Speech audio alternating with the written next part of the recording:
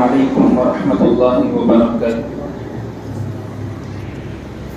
الحمد لله رب العالمين، والصلاة والسلام على سيد الأنبياء والمرسلين وعلى آله وأصحابه أجمعين.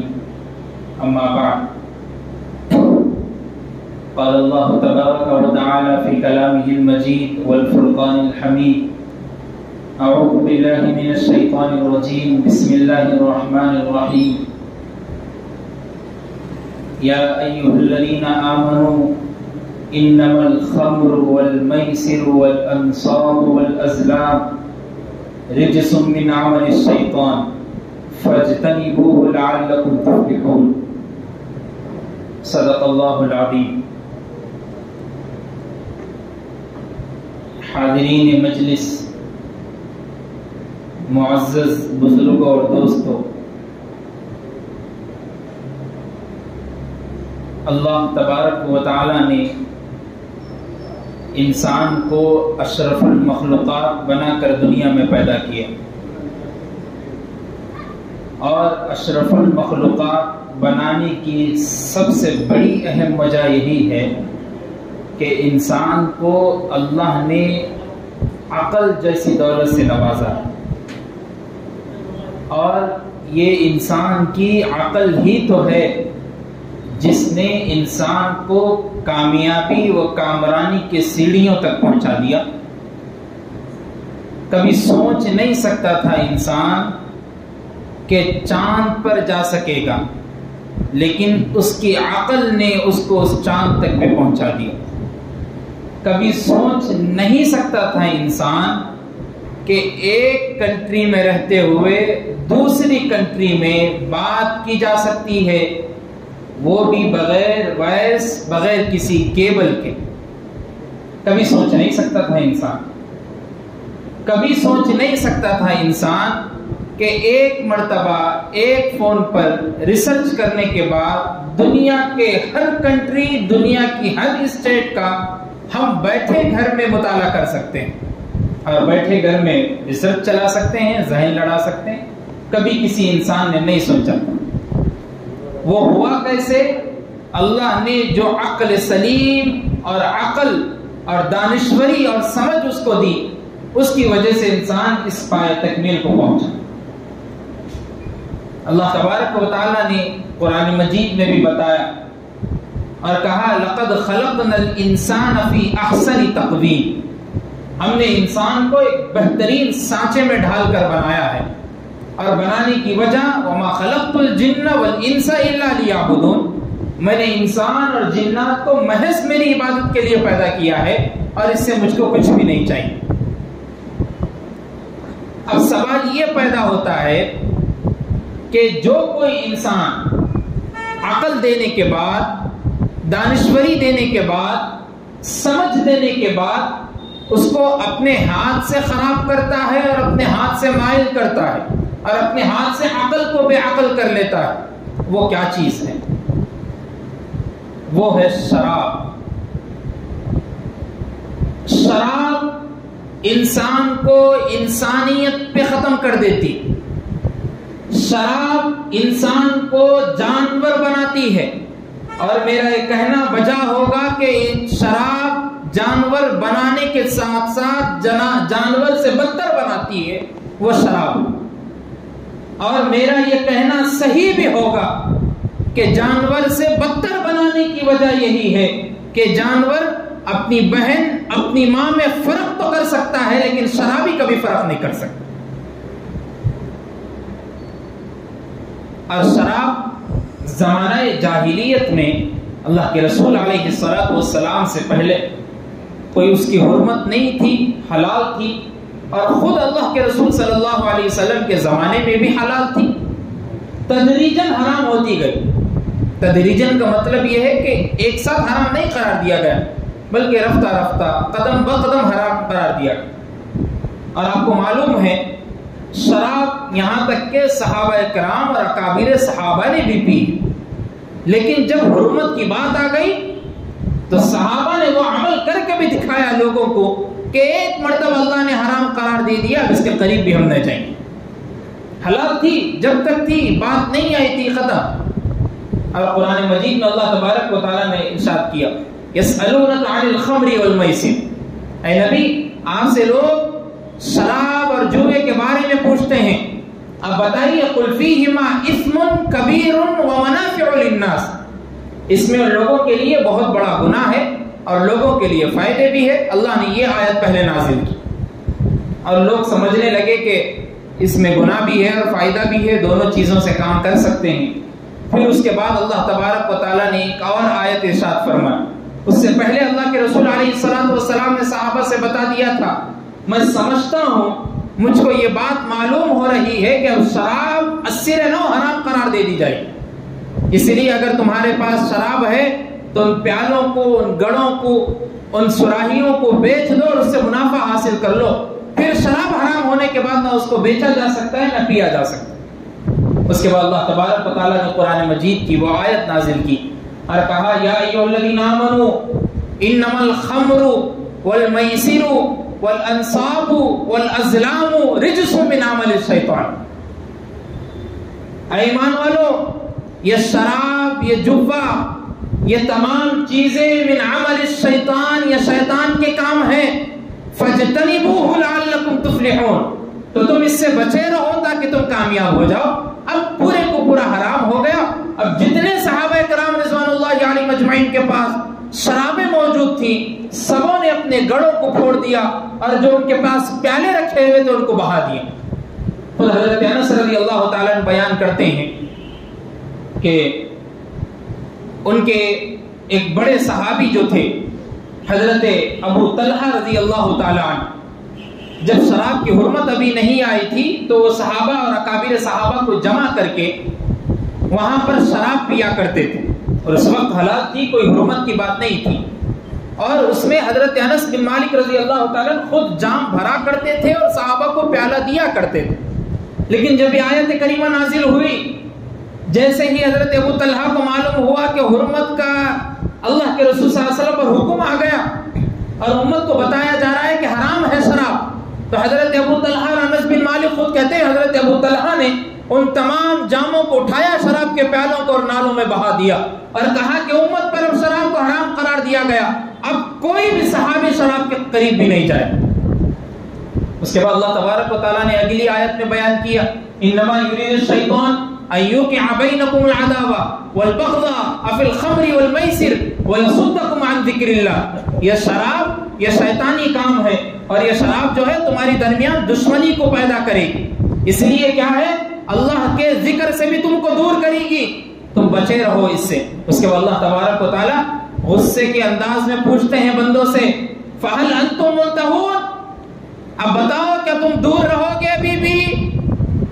اور اکابر صحابہ اور صحابہ کرام رضوان اللہ علیہم اجمعین نے برات کا اعلان کرتے ہوئے کہا کہ ہم شراب سے اپنے ہاتھوں کو اٹھاتے اور ہم اعلان کرتے ہیں کہ ہم کبھی شراب کے قریب نہیں جائیں۔ حضرت علی رضی اللہ تعالیٰ عنہ کے بارے میں خود ہیں کہ ایک مرتبہ حضرت علی کرم اللہ وجہہ الکریم نے شراب جب ابھی حرام قرار نہیں دی گئی تھی اس وقت آپ نے شراب کو پی، اور شراب کو پینے کے بعد جو آیتیں سورہ کافرون کی تھی اس کو پڑھنا شروع کیا تو اس میں سے لا کو چھوڑ دیا، جتنی جگہ سورہ کافرون میں لا تو آیت کریمہ اور قرآن کریم کے پورے میننگ چینج ہو گئے۔ اس کے بعد جب معلوم ہوا کہ شراب کی وجہ سے ہوا تو حضرت علی خود فرماتے ہیں جس کنویں میں شراب کا ایک قطرہ بھی اگر گر جاتا تو حضرت علی کبھی اس کنویں کے قریب بھی نہیں جاتے۔ اکابر صحابہ نے جب معلوم ہوا حرمت ختم، اب حرمت آ گئی، اب بچنا ہے، حرام قرار دیا گیا، بچے۔ لیکن اب اس زمانے میں آپ معاشرے کو دیکھیے، حالت حاضرہ پر نظر ڈالیے، کتنے طلاقیں، کتنے خلیں، کتنے بچے گھروں کو چھوڑ کر کسی اور سوسائٹی میں جا کر رہ رہے۔ وجہ کیا ہے؟ باپ شراب پی رہے، دادا شراب پیتے تھے، بچے کو عادت شراب کی ایک ساتھ نہیں ہوتی، بچہ پہلے جائے گا مارکیٹ سے، پان ڈبے سے کچھ آرار کچھ گٹکا خریدے گا، اس کے بعد سگریٹ نوشی کرے گا، اس کے بعد رفتہ رفتہ قدم بڑھے گے، وائن شاپ کے پاس جا کر کھڑا ہوگا اور دوستوں کو دیکھے گا اور دوست بلائیں گے کہ بھائی چلو اب تو یہاں تک دہلیز تک آ گئے، صرف پار کر کے جانا ہے، اس کے بعد تو مزے ہی مزے ہم عائش کرتے۔ ایک شراب کی حالت نے پورے گھر کو تباہ و برباد کر کے رکھ دیا۔ آپ تلنگانہ اور حیدرآباد کا دیکھیے، تقریباً 2018 سے میں معلوم کیا، 2018 سے لے کر 2023 تک 2022 تک 70% طلاقیں صرف شراب کی وجہ سے ہو۔ اور یہ بات میں جو بول رہا ہوں یہ صرف مسلم طبقے کی بات ہے۔ 70% مسلم طبقہ شراب کی حالت میں اپنی بیویوں کو بول دیے طلاق، معلوم نہیں ہے شراب میں لطف ہے، کسی کو کچھ نہیں معلوم، ویسے ہی سو رہے، ویسے ہی گر رہے، روڈوں پہ سو جا رہے، ادھر نالوں کے پاس رہ رہے، زندگی ایسی ہو گئی۔ اشرف المخلوقات اللہ بنا کر بھیجے، عقل سلیم اللہ دے کر بھیجے، ذہنی صلاحیت اللہ دے کر بھیجے، ایسی صلاحیت کہ مجموعہ سامنے بیٹھا تو اس کے سامنے نصیحت کر دیے تو اس کو رونا آ جائے، ایسی عقل اللہ نے دی، اس عقل کو تم نے شراب کے گٹ کی وجہ سے گرا دیا اور روڈوں پر پڑے۔ اور بچے ماں باپ کی بات نہیں سنتے، وجہ کیا ہے؟ یہی وجہ ہے، کوئی دوسری وجہ نہیں۔ ہمارے ابا خود شراب پی کے آتے، ہمارے امی کو مارتے، تو میں میرے ابا کی بات کہیں کو سنوں؟ میرے ابا کو بھی ایک دور آئے گا، میں بھی بڑا ہوں گا تو ماروں۔ اور ایسے بھی واقعات ہم نے سنے۔ کریم نگر کا ایک واقعہ ہمارے سامنے آیا، بچہ اپنے باپ کو، ابھی 20 سال کا بچہ ہے، نوجوان، اپنے باپ کو چپل سے مار رہا ہے، اور وجہ بتانے پر معلوم ہوا کہ امی کو روزانہ میرے ابا بچپن سے مارتے تھے، اب دیکھا نہیں جاتا، اب میرے ہاتھوں میں بھی خون ہے، گرماہٹ ہے، جوانی ہے، میں بالغ ہو گیا، اب میں دیکھ نہیں سکتا میرے ابا کو ماروں۔ کون باپ؟ جس کو اللہ نے جنت کا دروازہ قرار دیا، جس کو اللہ نے والدین کا مقام و مرتبہ دیا، جس کو اللہ نے بیٹوں کے لیے راحت اور بخشش کا ذریعہ بنایا، وہی بچہ کیا کر سکتا؟ مجبور ہو گیا، اور بتانے پر صاف صاف اعلان کر رہا کہ امی کو مارتے ہوئے نہیں دیکھ سکتا اور میں مار رہا ہوں۔ ایسی وجوہات پیش آ رہی، اور اللہ کے رسول صلی اللہ علیہ وسلم نے بے شمار احادیث مبارکہ موجود ہے۔ ایک حدیث میں اللہ کے رسول صلی اللہ علیہ وسلم نے فرمایا، جس نے شراب کا ایک بوند بھی اپنے گلے میں اتارا تو جان لو اس کے پیٹ سے، اس کے دل سے ایمان کا خاتمہ ہو گیا، اب وہ کبھی مومن نہیں بن سکتا۔ یا تو سچی پکی توبہ کرے پھر ایمان والوں میں شامل ہو جائے، اگر توبہ نہیں کیا تو پھر کبھی مومن نہیں ہو سکتا۔ اللہ کے رسول صلی اللہ علیہ وسلم سے صحابہ نے پوچھا، اے اللہ کے رسول صلی اللہ علیہ وسلم، کیا ایمان والا بخیل ہو سکتا ہے؟ تو اللہ کے رسول صلی اللہ علیہ وسلم نے کہا، ہاں ایمان والا بخیل ہو سکتا ہے۔ پھر پوچھا گیا کہ ایمان والا کوئی گناہ کر سکتا ہے؟ فرمایا کہ ایمان والا بھی گناہ کر سکتا ہے، پھر توبہ کر لے گا۔ صحابہ نے آخری بات پوچھی اور کہا، اللہ کے رسول صلی اللہ علیہ وسلم، کیا ایمان والا جھوٹ اور شراب پی سکتا ہے، جوا کھیل سکتا ہے؟ اللہ کے رسول صلی اللہ علیہ وسلم اٹھ کر کھڑے ہو گئے اور فرمانے لگے، کبھی ایمان والا جھوٹ اور شراب نہیں پی سکتا، اگر اس نے شراب اور جھوٹ کو اپنا ایمان قرار دیا تو اس کے ایمان سے وہ خارج ہو گیا، اب کبھی مومن نہیں بن سکتا، پھر سے توبہ کرنا ضروری۔ ایسی روایتیں احادیث مبارکہ میں موجود ہیں۔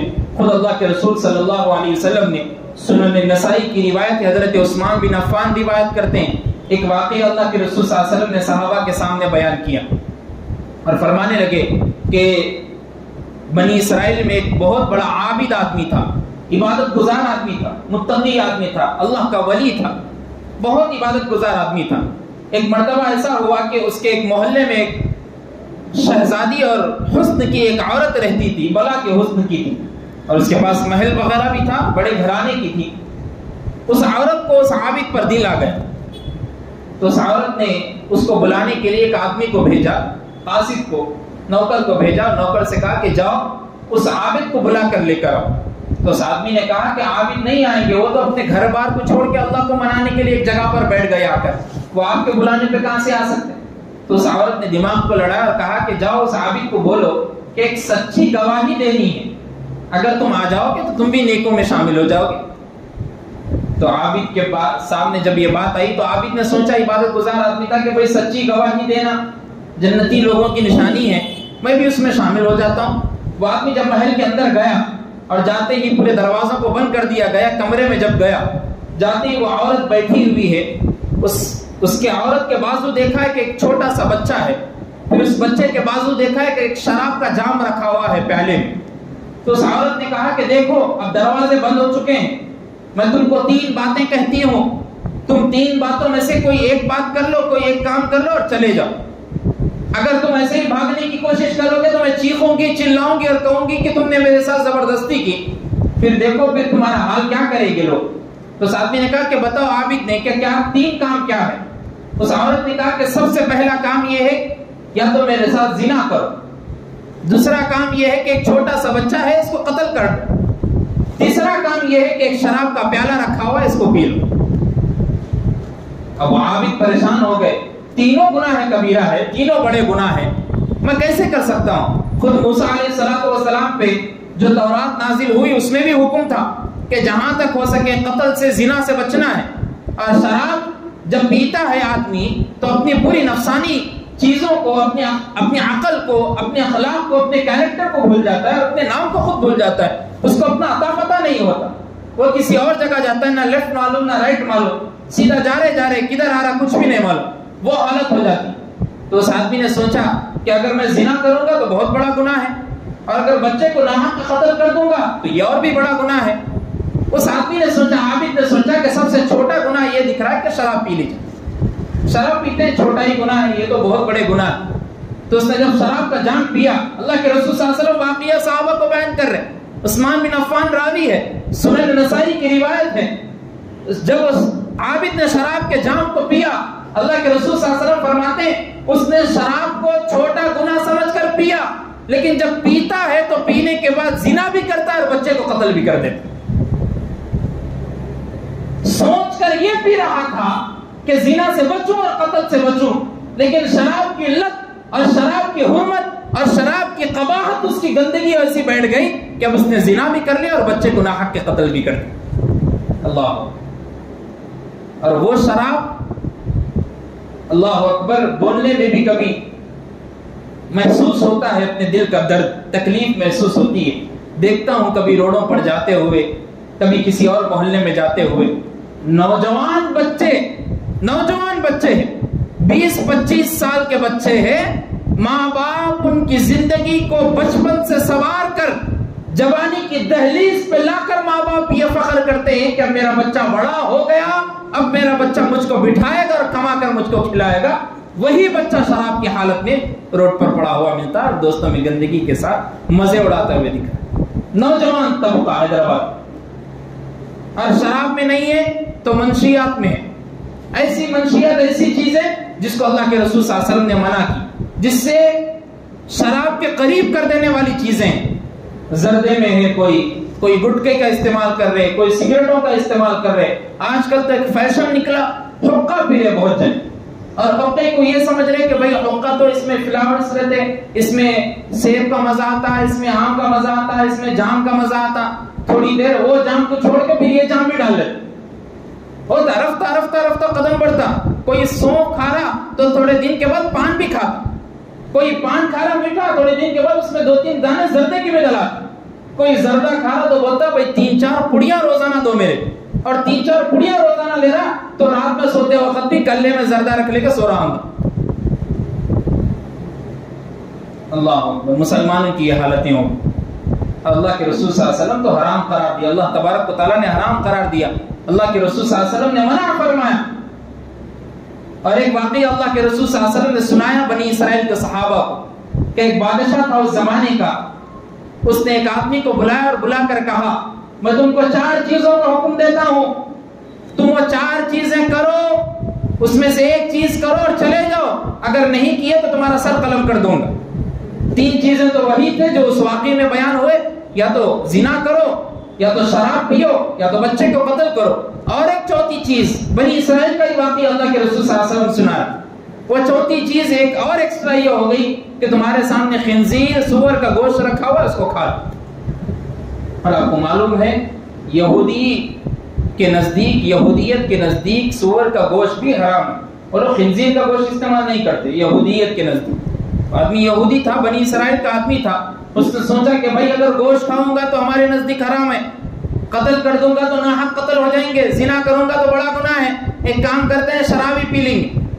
اللہ کے رسول صلی اللہ علیہ وسلم فرماتے ہیں اس نے شراب کو چھوٹا گناہ سمجھ کر پیا اور جیسے ہی پیتا ہے تو تینوں اور جو گناہ نہیں کرنے کے تھے وہ بھی کر کر چلا.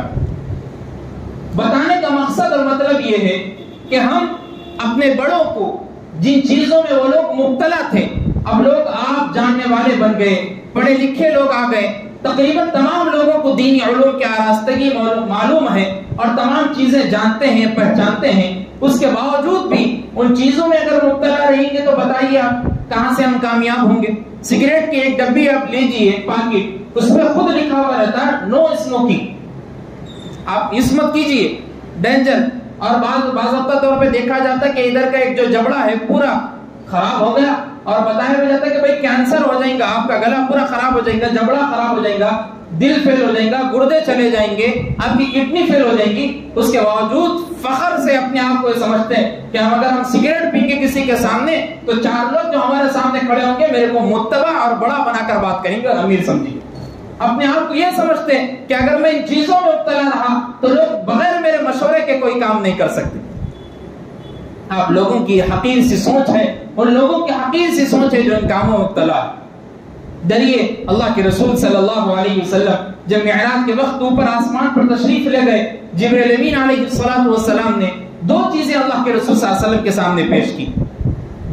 ایک میں دودھ کا پیالہ تھا, ایک پیالے میں دودھ تھا اور ایک پیالے میں شراب تھی. دونوں پیالے آپ کے سامنے رکھ دیے. اللہ کے رسول صلی اللہ علیہ وسلم نے دودھ کے پیالے کو ایکسپٹ کیا اور اٹھایا, اور جیسے اٹھایا جبرائیل امین علیہ السلام نے کہا اے محمد رسول اللہ صلی اللہ علیہ وسلم, تم نے فطرت سلیمہ سے کام کو لیا اور دودھ جیسی چیز کو استعمال کیا. اگر تم شراب کو اٹھاتے تو تمہاری امت گمراہی میں آ جاتی, تمہاری امت گمراہ ہو جاتی. اللہ اکبر, بڑی سوچنے والی بات ہے. گمراہ ہو جانے کی بات کرے جبرائیل امین علیہ السلام, اور اللہ کے رسول صلی اللہ علیہ وسلم دودھ کا پیالہ اٹھا کے لوگوں کو بتا رہے کہ عقل سلیم استعمال کرو, تم کو جو عقل دی گئی. اور ہمارے لوگ ویلسور کے سامنے کھڑے ہو کے بتاتے کہ نبی کائنات آپ جو بھی ہم کو سمجھا دیں, آپ جو بھی ہم کو بتا دیں ایک طرف ہے, لیکن ہم کو جو کرنے کی چیز ہے وہ ہم کر کر دنیا والوں کے سامنے بتائیں.